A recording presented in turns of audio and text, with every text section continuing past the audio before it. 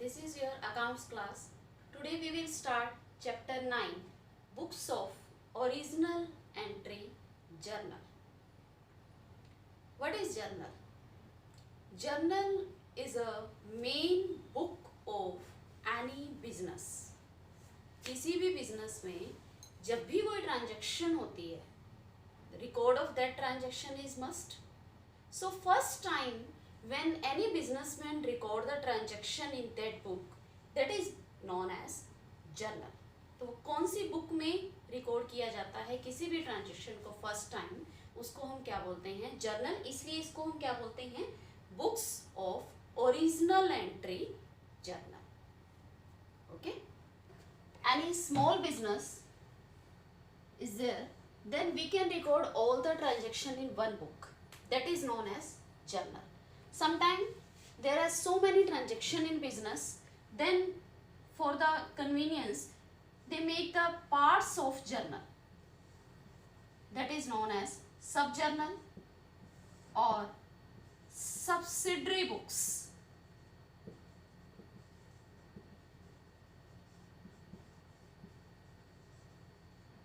Of original entry.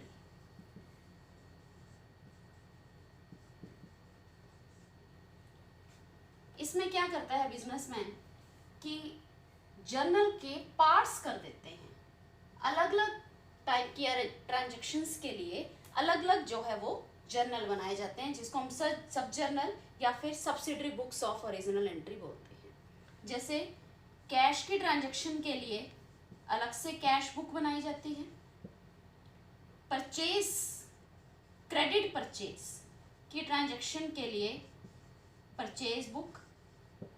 Credit sale की transaction के लिए सेल्स बुक.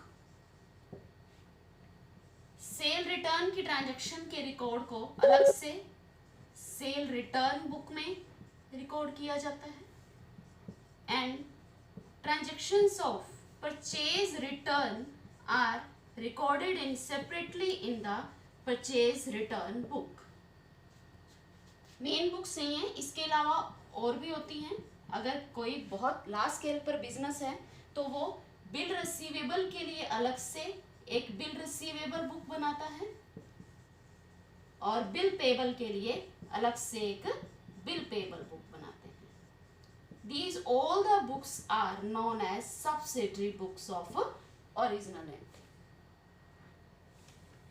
इसके अलावा अगर कोई ट्रांजैक्शंस रह जाती हैं जो किसी भी बुक्स में नहीं आती, किसी भी कैटेगरी में नहीं आती हैं, उसके लिए एक अलग से जर्नल बना लिया जाता है. That is known as journal proper. Okay. So these all books we will discuss in the next chapter. In this chapter we will discuss about only journal. When all the transactions, whether they are related to cash, purchase, sale, sales return, purchase return, bill receivable, payable, all will be recorded in the journal. Okay. So journal has a special format. Journal की book का एक special format होता है. अगर आप market में कभी आप किसी बिजनेसमैन की देखो तो उसकी जो बुक का नाम जर्नल होता है, उसमें जो प्रिंटिंग की होती है that is a special printing, that is known as proforma of journal. 5 columns are there.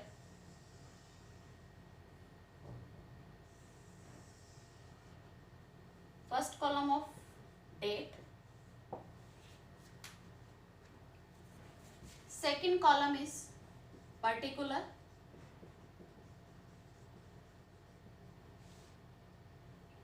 See the size. Only we have to, in this column we have to write only date. So no need to make any large. Okay. Small. In this column we will pass the journal entry. अगर हम किसी भी transaction को लिखते हैं in journal, that is known as journal entry. You know, in this basic chapter you know about the what is the entry, recording of any transaction in this way. That ways उसको हम क्या बोलते हैं? Entry. Okay. In this column we will pass the entry. That third column is very small. We will not write anything in this. Name of L/F. Ledger folio. Ledger means next book journal के बाद जो होती है that is known as ledger. तो ledger में, folio means page number, तो ledger में ये एंट्री जो हम यहाँ पास कर रहे हैं वो आगे किस पेज नंबर पर उसको ट्रांसफर किया गया है। ओके, दैट इज, ये हम इसलिए लिखते हैं कल को अगर हमें कोई मैचिंग करनी है तो वो पेज नंबर लिखा जाता है, लेकिन आपको कुछ नहीं लिखना, but in original any businessman, any accountant write the page number of ledger, but we will not write. Fourth column of amount of debit and fifth column of amount of credit. Okay, so in journal there are 5 column: date, particular, ledger folio, debit amount and credit amount. Okay, so this is the pro forma of a journal. Date wise entries are recorded in the journal. Here we will write date, here we will write the journal entry, and after journal entry we will write the explanation of the journal entry, कि वो journal entry हमने क्यों पास की। यहाँ पे हम इसके नीचे लिखते हैं ब्रैकेट में, जिसको हम क्या बोलते हैं, narration. Narration means that explanation of any journal entry is known as narration. After that we will put the line every journal entry, then after that we will pass the next journal entry. Debit and credit amount is same, that we will write here that कितनी amount debit हुई है किसी भी entry में और कितनी amount credit हुई है। ओके, अब main thing इसमें क्या है कि ये जो entry हमने पास करनी है वो हम कैसे करें। So there are some rules of journal that you have taught in the previous chapter also, double entry system. According to the types of account we will discuss about the rules of journalizing. Okay, now that are the rule. So there are 3 types of account: personal account,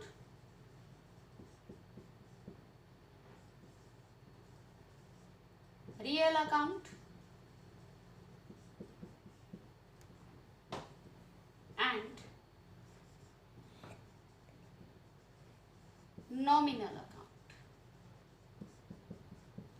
आप सबने पढ़ा है double entry system chapter में types of account.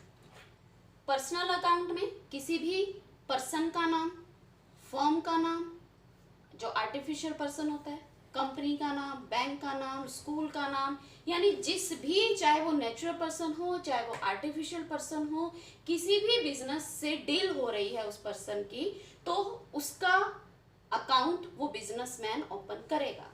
उसका account फिर किस category में आता है, पर्सनल अकाउंट की कैटेगरी में। चाहे वो कोई नेचुरल पर्सन है जैसे राम, श्याम, मोहन, चाहे कोई वो कंपनी है राम एंड सन्स, चाहे वो कोई फर्म है, चाहे वो कोई बैंक है, चाहे वो कोई स्कूल है, चाहे वो कोई यूनिवर्सिटी है, all these will come in the category of personal account.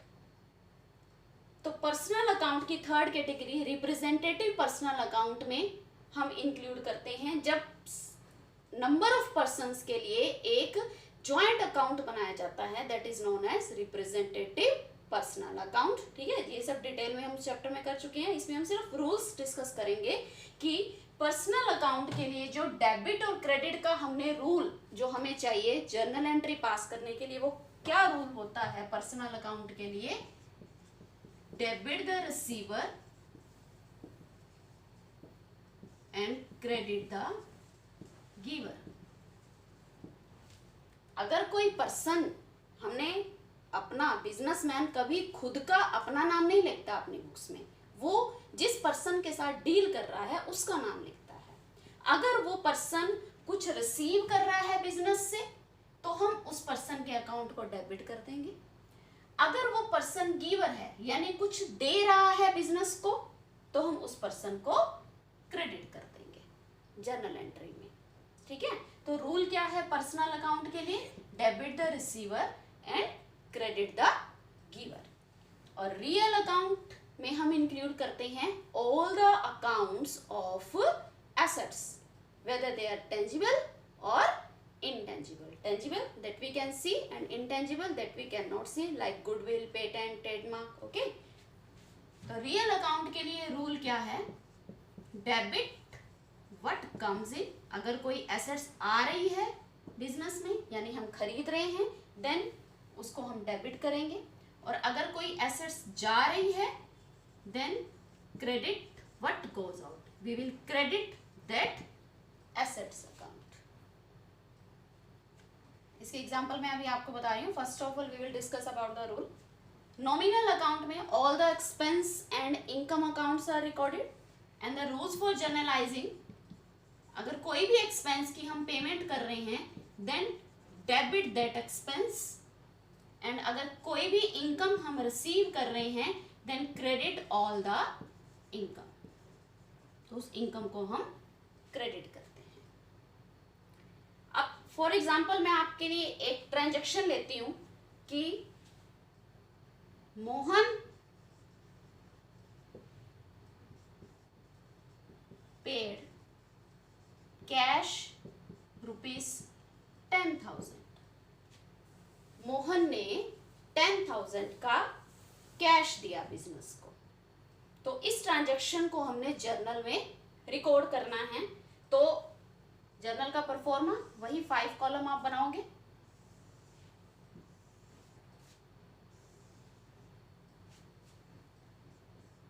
Date, particular, ledger folio, debit amount and credit amount. After that outline. अब ट्रांजैक्शन क्या है? आपको ये ट्रांजैक्शन दी होगी, आपको उसे जर्नल में एंट्री पास करनी है उसकी. तो मोहन ने बिजनेस को कैश पे किया. अब बिजनेस में कैश आ रहा है.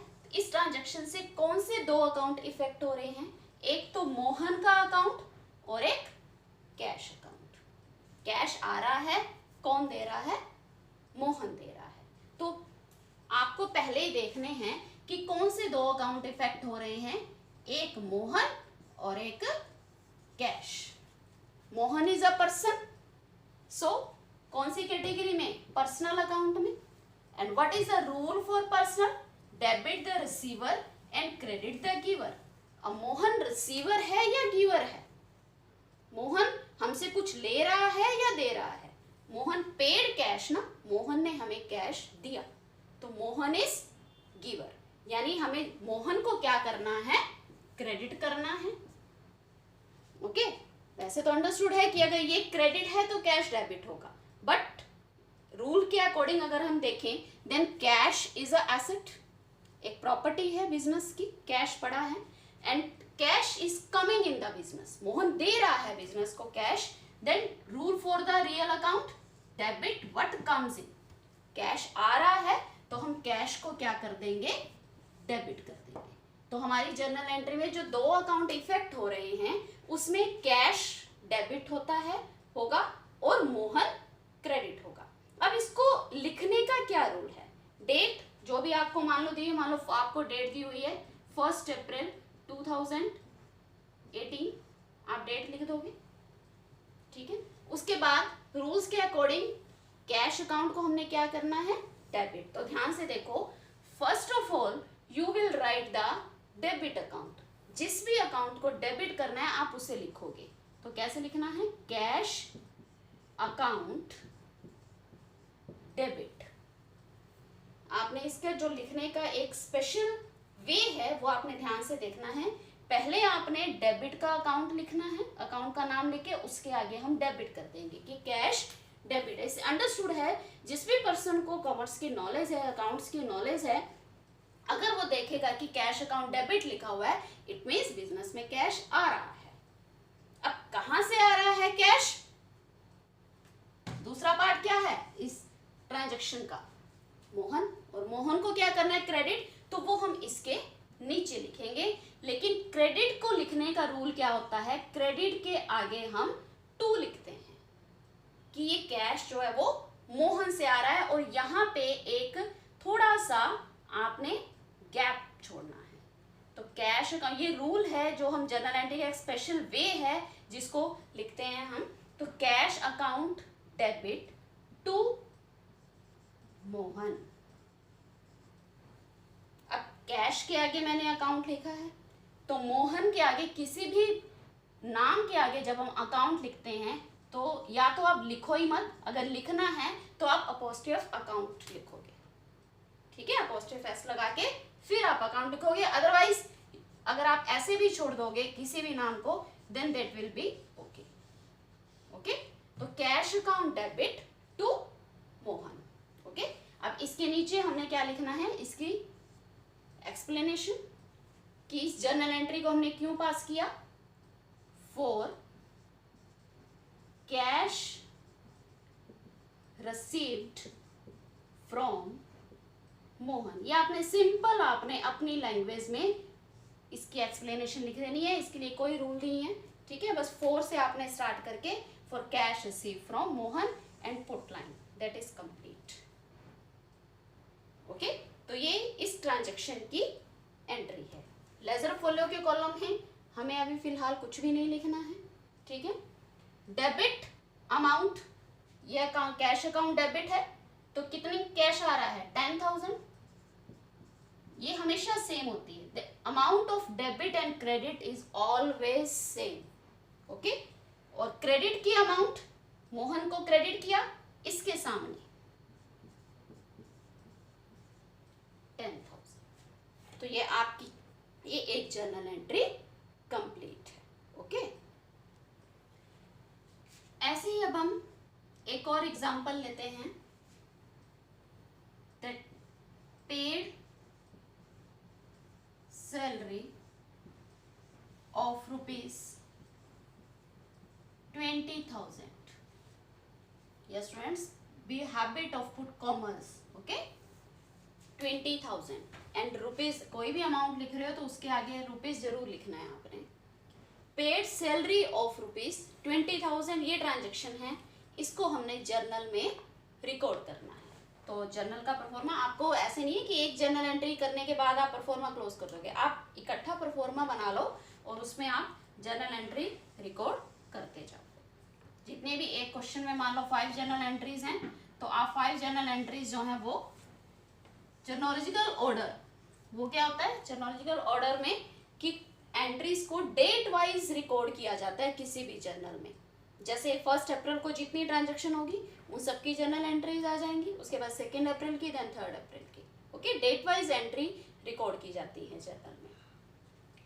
पेड सैलरी ऑफ ₹20,000, देखो आप जर्नल स्टार्टिंग में करोगे आपको थोड़ा टाइम लगेगा कि आपको देखना है कौन से 2 अकाउंट इफेक्ट होंगे, फिर उसके लिए क्या रूल होगा, ठीक है। आप 1 वीक से पहले भी 4-5 दिन में अगर आप इसकी प्रैक्टिस करोगे, उसके बाद ट्रांजैक्शन पढ़ोगे और एंट्री लिखोगे। आपको इसके लिए कोई रूल्स वगैरह ज़्यादा उसकी डिटेल में जाने की जरूरत नहीं होगी। You can do orally journal entries, okay, but in starting you have to do that rules and what 2 accounts are effect. Every transaction में आपके 2 अकाउंट इफेक्ट होते हैं minimum. Paid salary of ₹20,000 payment किए हमने, then cash account is effect and second is salary. Salary account, हम salary is expense, तो ये 2 account इस ट्रांजेक्शन से इफेक्ट हो रहे हैं। Cash is a assets, so it is a real account. Salary is expense, so it is a nominal account. In the nominal account, what is the rule? Salary is expense and debit all the expense. तो salary account क्या होगा? Debit, salary हमारा खर्चा है, expense है। Rule, what is the rule for the nominal account? Debit all the expense and credit all the income. तो इसलिए हमें सैलरी को क्या करना है? डेबिट करना है। तो अंडरस्टूड है कि कैश क्रेडिट होगा वैसे तो, लेकिन अगर रूल्स के अकॉर्डिंग देखें देन कैश इज कमिंग और गोइंग। कैश इज एसेट्स और कैश जा रहा है, हम उसकी पेमेंट कर रहे हैं, then cash account will be credit because rule is debit what comes in and credit what goes out. तो cash is going, so we will credit the cash account. तो journal entry whatever date is given to you, you will write here 2nd April, and year you can write in starting. No need to write here in year with every journal entry. Okay, you can write only 2nd April. Okay. Then according to this, salary account will be debit. Salary account, इसके आगे debit. Cash account credit है, तो थोड़ा सा gap छोड़ के credit के आगे आपने क्या लिखना है, to cash account. How much, debit की अमाउंट, डेबिट के सामने, क्रेडिट की अमाउंट, क्रेडिट के सामने. कंप्लीट नहीं है. Without narration, entry is not complete. What is the narration? For paid salary of rupees 20,000 and put line. Now complete. Line, you have to put line only in the particular column. No need to put line in the debit and credit amount. Okay? Line only in the after the narration. Now one more example we will take, that the third entry.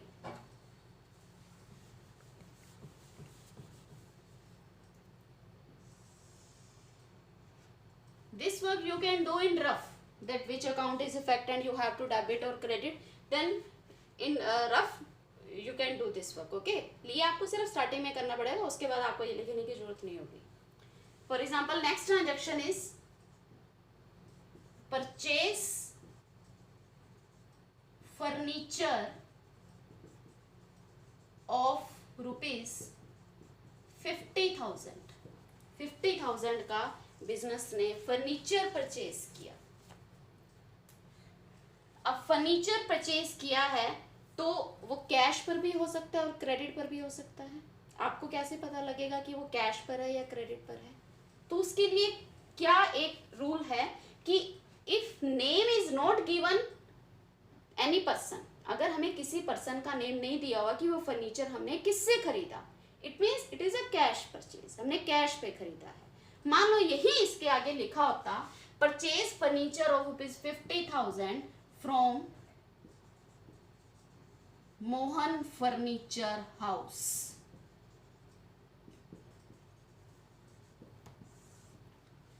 Now name is given, so this is a credit transaction. अगर आपको name दिया हुआ है it means it is a credit transaction. अगर name नहीं दिया हुआ then it means a cash transaction. तो हमें नेम दिया हुआ है purchase furniture of rupees 50,000 from Mohan furniture house. It means हमने मोहन फर्नीचर हाउस से क्रेडिट पे फर्नीचर परचेज किया. तो इससे कौन से दो अकाउंट इफेक्ट हो रहे हैं? एक फर्नीचर, अब कैश तो जाना नहीं, और एक मोहन फर्नीचर हाउस, हमने इसको पेमेंट करनी है, अब नहीं कर रहे तो बाद में तो करनी है. ठीक है, तो दो अकाउंट इफेक्ट हो रहे हैं, एक फर्नीचर और एक Mohan furniture house. And what is the nature of these two accounts? Furniture is a real account, एक एसेट्स है तो रियल नेचर है इसकी. And Mohan furniture house is a artificial personal account. तो आपने इसकी टाइप आगे कैटेगरी देखने की जरूरत नहीं है, आप सिर्फ ये देखो कि it is a personal, real और नॉमिनल. तो आर्टिफिशियल पर्सनल है तो पर्सनल अकाउंट है. And what is the rule? Furniture हम परचेज कर रहे हैं तो फर्नीचर आ रहा है या जा रहा है? फर्नीचर आ रहा है, तो रियल अकाउंट के लिए रूल क्या है? Debit what comes in and credit what goes out. देखो रूल बिल्कुल आपके माइंड में होने चाहिए. Rule for the real account, debit what comes in and credit what goes out. तो फर्नीचर आ रहा है तो फर्नीचर को हम क्या करेंगे? डेबिट, हम परचेज कर रहे हैं तो आ रहा है. अब अंडरस्टूड है कि ये क्रेडिट है, तो पर्सनल अकाउंट में रूल क्या है? Debit the receiver and credit the giver. अब ये पर्सन हमें फर्नीचर दे रहा है तो ये गिवर है, तो इसको क्या करना है हमने? क्रेडिट. ठीक है, तो इसको लिख देंगे हम date 3rd April, debit furniture account furniture account debit, credit के आगे टू लिखेंगे, to Mohan furniture house account. कितने का? 50,000 का डेबिट की अमाउंट, डेबिट के सामने, क्रेडिट की अमाउंट क्रेडिट कॉलम में, क्रेडिट के सामने। ओके, ये क्रेडिट है तो इसके सामने क्रेडिट के कॉलम में। इसके बाद narration for purchase furniture on credit, उधार पे, फ्रॉम मोहन फर्नीचर हाउस। ठीक है।